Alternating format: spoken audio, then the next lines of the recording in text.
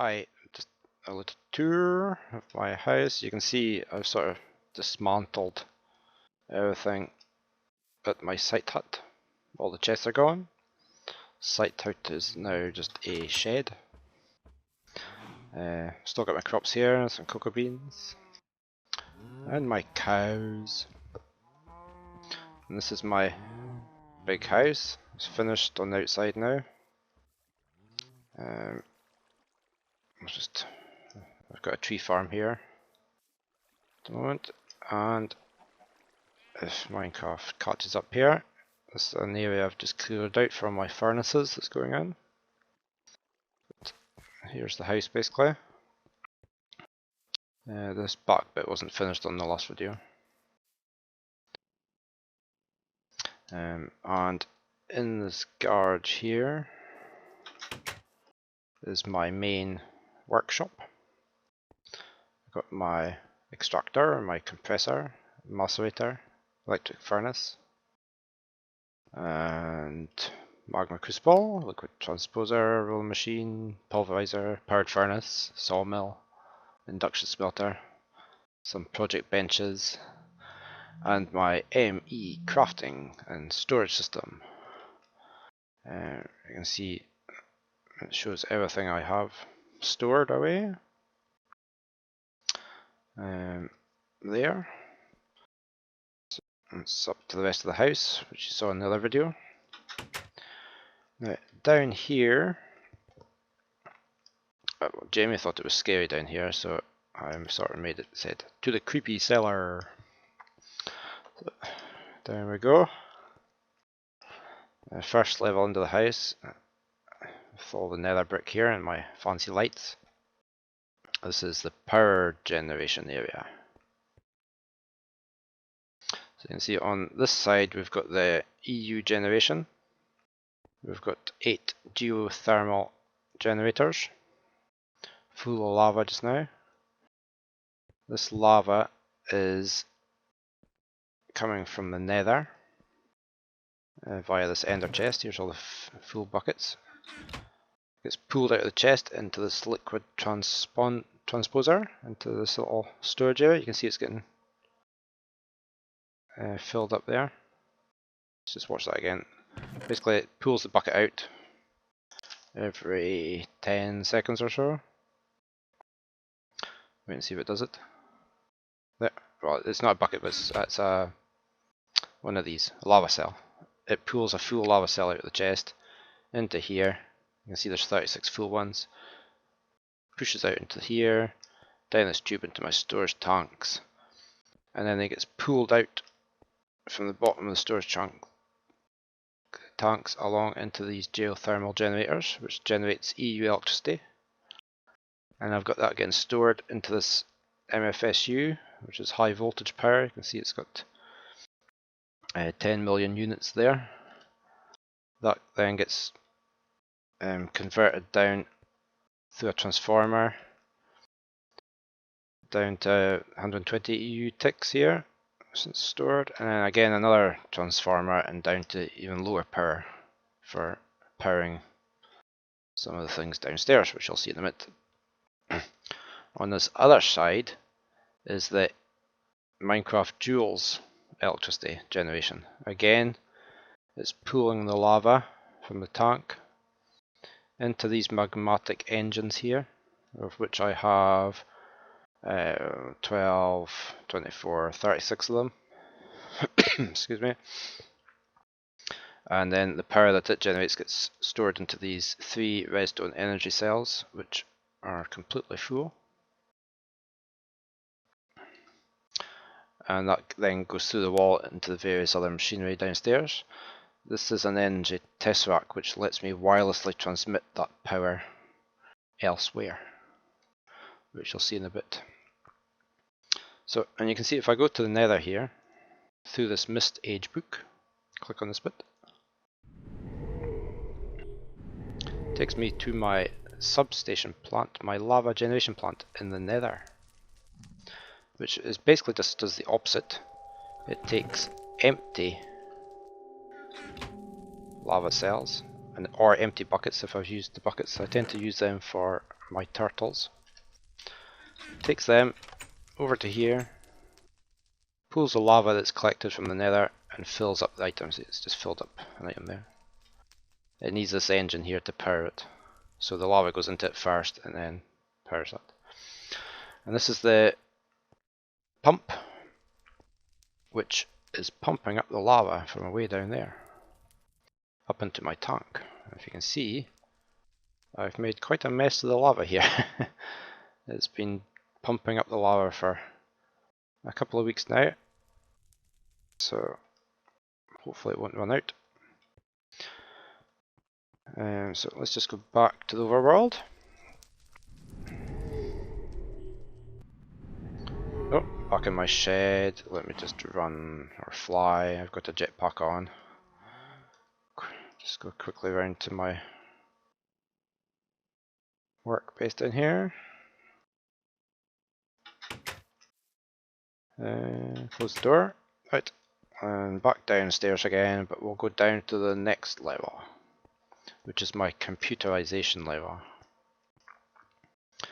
I haven't quite finished off the obsidian walls here. I've got my fancy floor. And in here is my main storage area. You can see this is the menus. It's using a lot of power to power all this computerization. But basically, these are all the chests, but they're electronic chests. You can see it's got stuff stored in there. It's all stored in this little chip here. I've got them all the way around. Green means there's still space left in them. Red is full. I've also got drive banks of these things. It's the chips, and you can use them as well. These are 16-bit K ones, and these are 64K ones. Very expensive to make. So I've got all these I can fill up later if I keep running out of space. These are just monitors to show you that I've got that much gold, that much coal, that many diamonds, and that many quartz crystals. So I've got my Mining Age Mist book, which I'll show you in a minute. But basically all my turtle mines or my other mining systems all link back to this ender chest with that color code. You can see that turtles are dropping stuff off here. So everything comes back to here and gets pulled out the back. Can't really see it, but then into these chests. Let me just have a look in this window. There's all the stuff coming out and getting sorted into the chests. I automatically get rid of any excess cobblestone, otherwise it would just take up too much space. The turtles, I tend to like getting them to put torches down. So this is a torch ender chest, which has always got torches in it for the turtles to use. I'll show you how that gets generated. So any ores that are mined automatically come through to here. This is all linked up to the computerization system, and they get put into pulverizers and then automatically put into furnaces, turned into ingots, and then stored back through here. So it's all done for me. This is my crafting system, this big box here. Basically you give it patterns, so you teach it how to make a chest, for instance. One chest is 8 planks of wood, and so if I go to here, any of these terminals, say I look for chest, I don't have any, so it says craft. So I say, well, I want 10 chests, and the way did it so quick. It made me 10 chests because it knew it had wood. I had wood in stock. And I can say I made something more complicated, like one of these things here. That's let's see, what was that pattern again? It's this. It needs a quartz cut to knife, 2 redstone, a gold ingot, and some silicon to make the basic one. And then, where are we? So that's that. Let me take these out of here. But to make this one, you have to cook that in the oven. So it has to make that first before doing this. But if I say I want one of these, let's just say a couple. So it makes them, and then it tells this furnace through here. Or maybe I had some in stock. Wherever. This one here tells me what it's doing. Nothing. If I let me tell it to make a few more. Just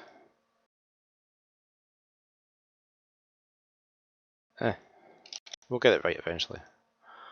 I want 10.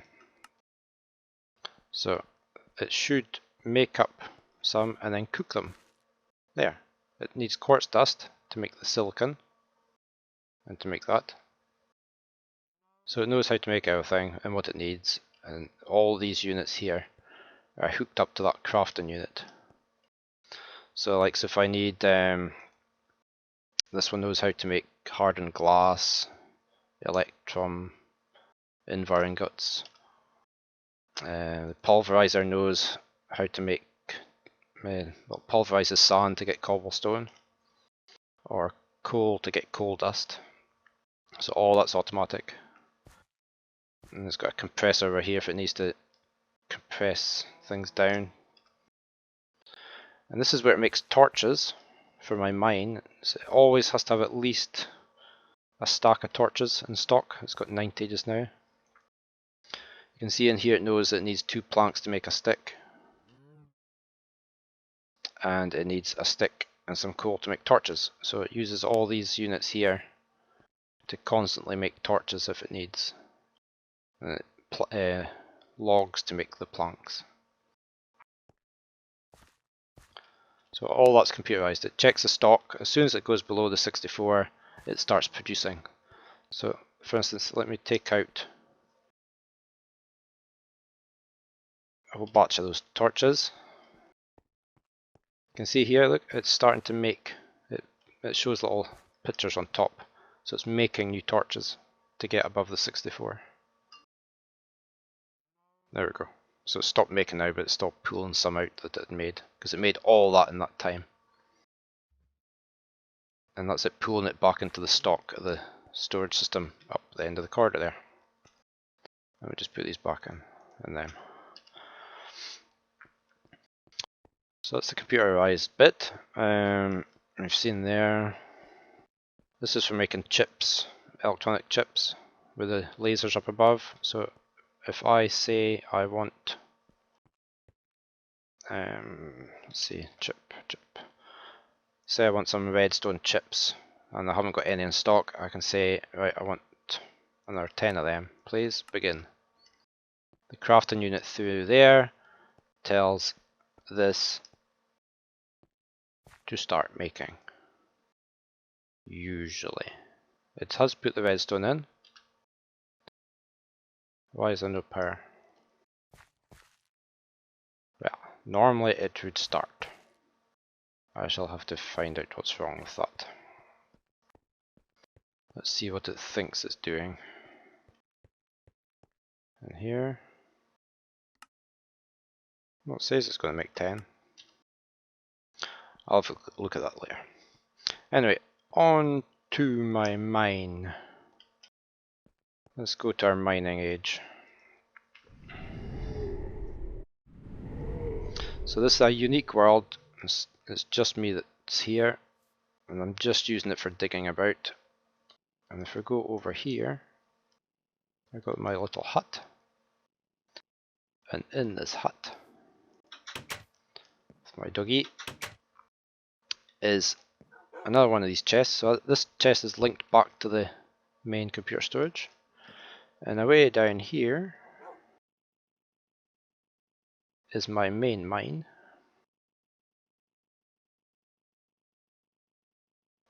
All the way down to level 3. So you can see it's 200 blocks long that way, 200 blocks that way, and that way, and that way. And there's a turtle running along each of these 4 main corridors, digging shafts, collecting all the ore, taking it all back and dumping it into these wooden chests at the back here, and it gets pumped upstairs. And you've got a red chest here which is linked back to all the lava so that it can refuel itself. And this is the same color code for the torch. There's all the torches, because it puts torches up along the walls like I told it to. So that's that's my main one here. If I go back up top, I'll just shoot our way back up here. Jetpacks are very handy. So I have to figure out why that chip machine's not working there. But I've got a portal here that I can step through, and that takes me straight to this new mining machine that I've made, which is based on Direwolf20's one. But if I fly away along here, I kept it well away from the spawn area, and it's going to be working its way in the opposite direction from the spawn point. But we should come across where this machine has started working. Here we go. Basically, it's digging out this trench right down to bedrock and sending everything back to my storage area. This is where it ran out of power, but I've sorted that now. It still moved forward, but it hadn't dug it. And up there, away in the sky, is the mining machine, which I bet I forgot to turn on. But I'll show you it here, and then I'll go back and turn it on and then come back. It's very high up in the sky, so that if it does come across any high mountains later, it should still be able to mine them. But here we go. Basically, you have a row of 16 mining turtles, each with a mining well inside them, and an ender chest with the color coding linked back to the storage area. 2 of these wireless energy units that pull the power from my storage area to here to power the mining wells. Let's just see. You can see the mining well there. And they're all controlled by this computer. And these frame motors, the frame motors move. I can actually show you here, actually. I can stop this. Basically, the whole, if I type in right, frame move, the whole platform moves forward by 1 each time that signal goes. And then the computer then tells it to dig. Oh, it's actually cycle. Let's do cycle. So it moves it forward by 1, so we'll have a gap in there. And then all these turtles release their mining wells out the front and then dig all the way down. Right down to the bedrock. And then gather all the blocks up. So you can see that's the bit I missed because I put it forward by 2. So they're digging all the way down. Same as it's done all the way over there. It digs everything. And then after a certain time, it pulls them all back up again and leaves the empty hole. So if I just nip back up here, you can see it's pulled back in. Let me shut off the hover mode here so I can go quicker. It's taken the mining wells back inside the turtles. So if we watch that from here this time, So it's moved forward. It's released the mining wells, and then the turtle checks to see if it's managed to pull anything up. Just wait for it to start getting things up the pipe there. Should be getting there any second. There we go. Start pulling up items. A snowball.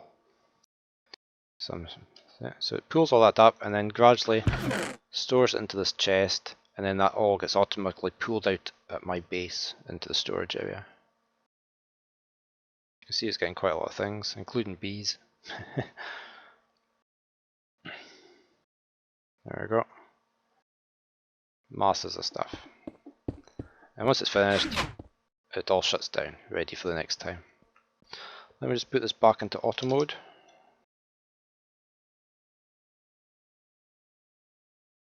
Auto run.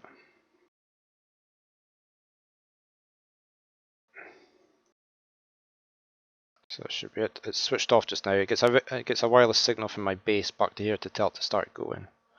I'll go back to base here.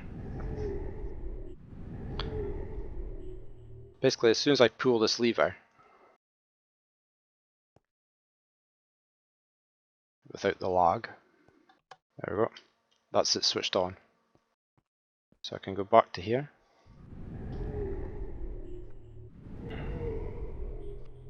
We'll take the quick way there. We'll go through this portal. Just loading the world up. There we go. So that's me straight onto here. So regardless of how far it's gotten, I'll always be able to get here quick. You can see it switched the computer on.